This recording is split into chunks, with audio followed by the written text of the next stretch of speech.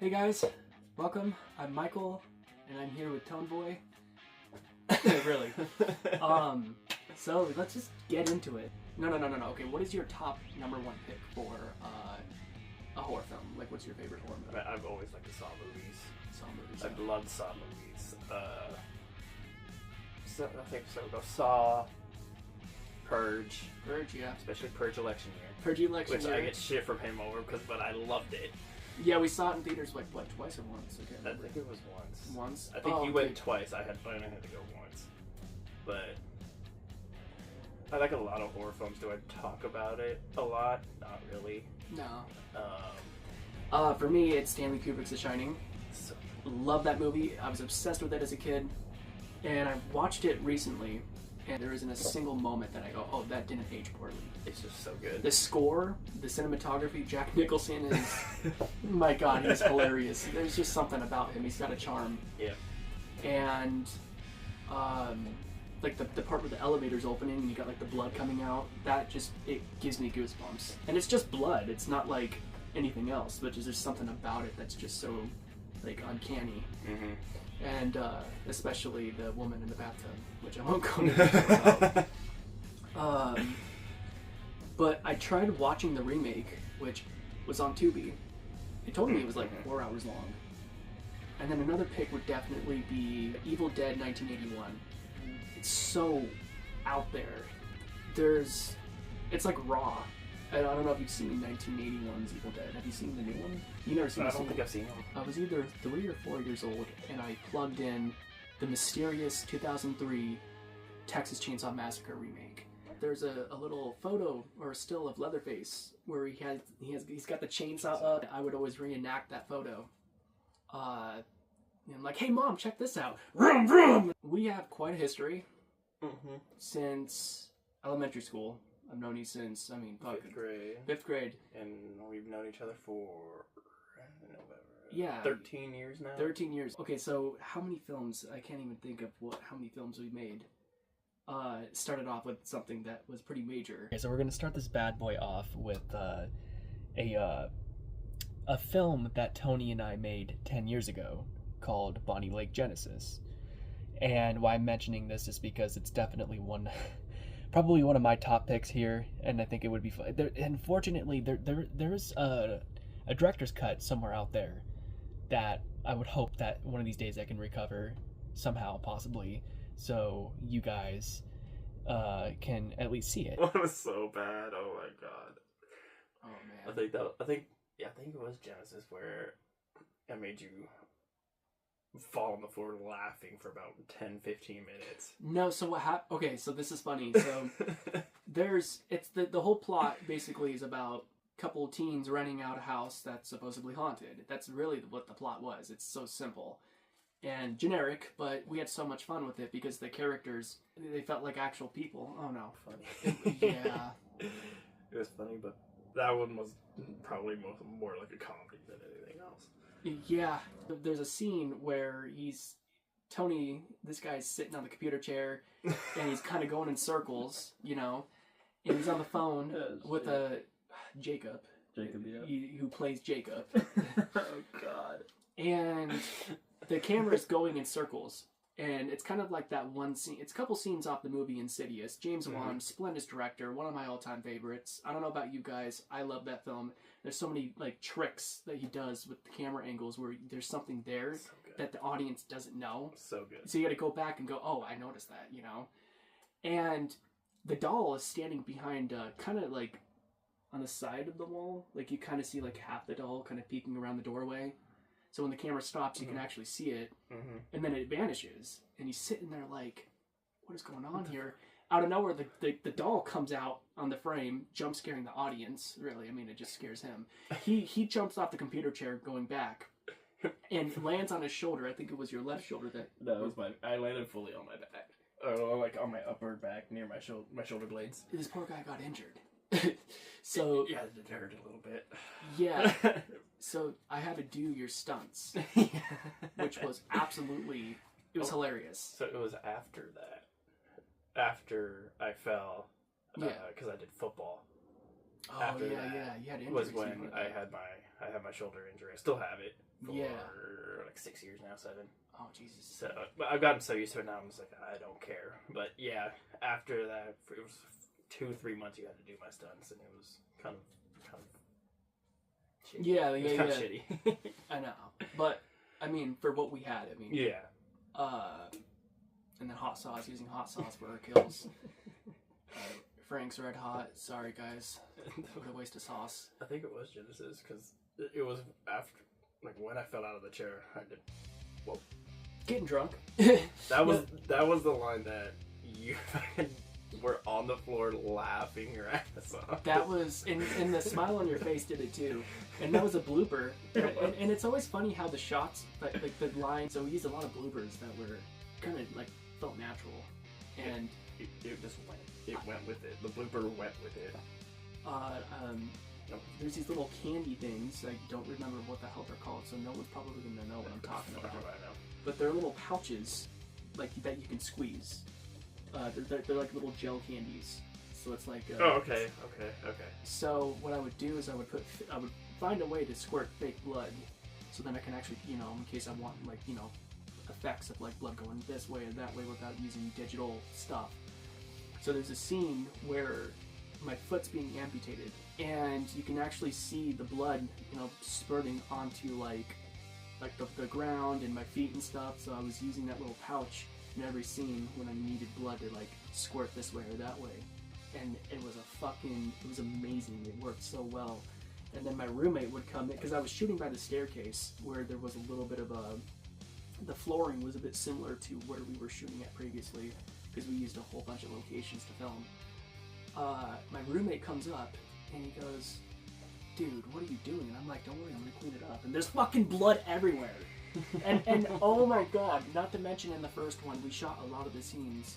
Fun fact, when I used to work at the mall, there's like the backroom hallways. Mm-hmm. So I would film back there, and the security guards would come back and go, "Oh, hey, dude, what are you filming today?" And I'm like, "Oh, God only knows. I'm definitely not going to go in the trash compactor, I promise." Right? Jokingly.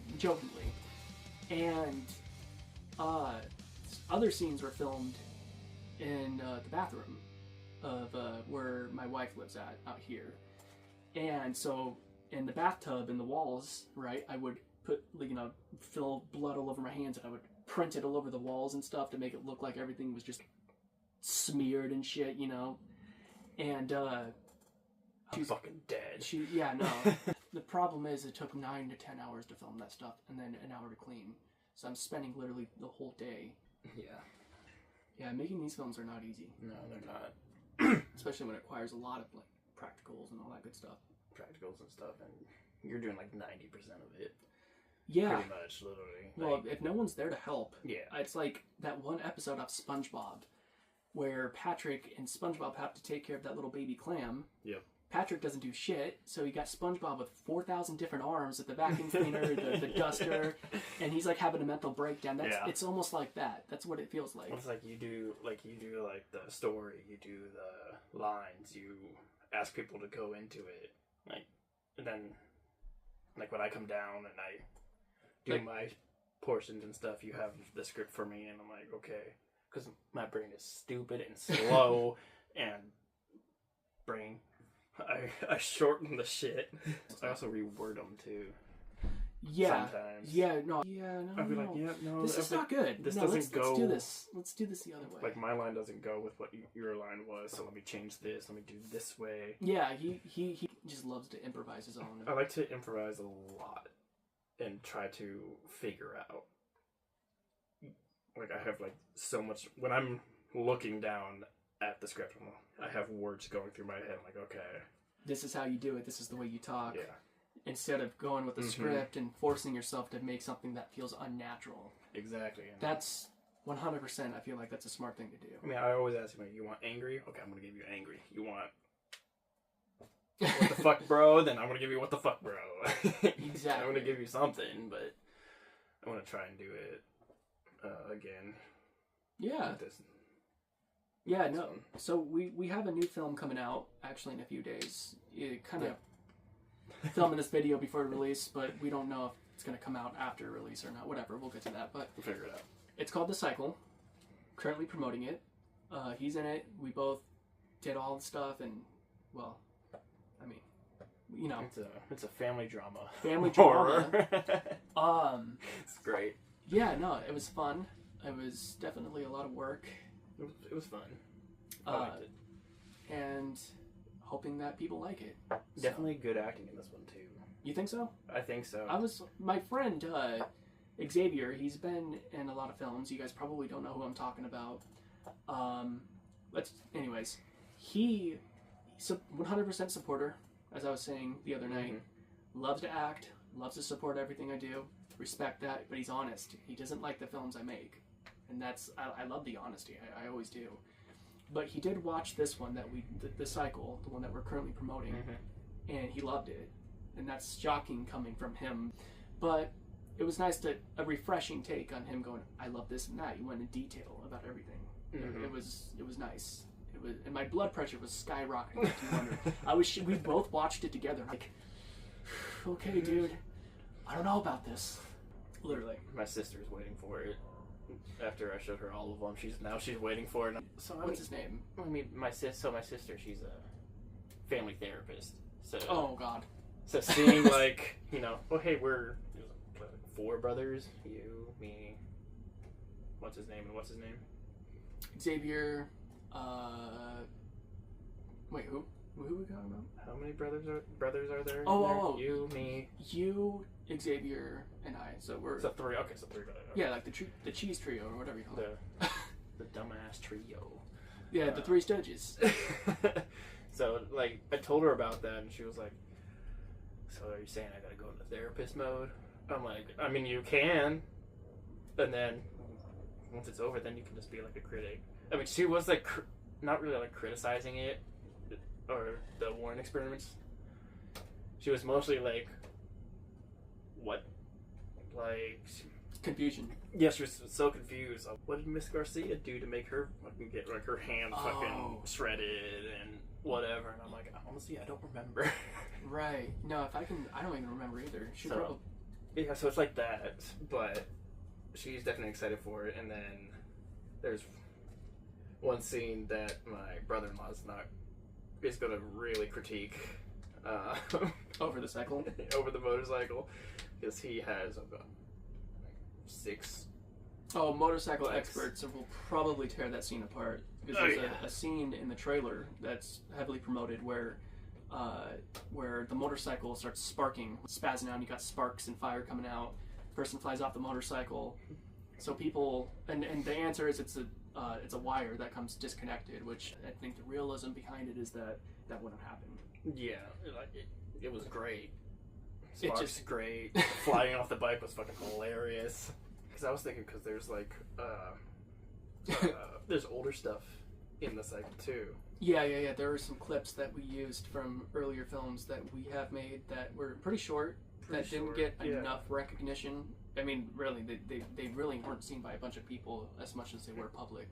There's a 2-minute clip where him and Jordan, who you will see in the film, you guys probably don't know who I'm talking about, of course, again, where they're all like huddled up at the little porch in the middle of the night, and he goes, I have one hell of a scary story to tell you guys. It was so stern and serious, and it came off naturally. It was awesome. He's a great actor. And he was so good. He was a good actor. He was very, very good. Jordan's a really good actor. It'd be a fun thing. Whose head was in the box? Oh, Jordan. It was Jordan? Okay, I was like... Yeah.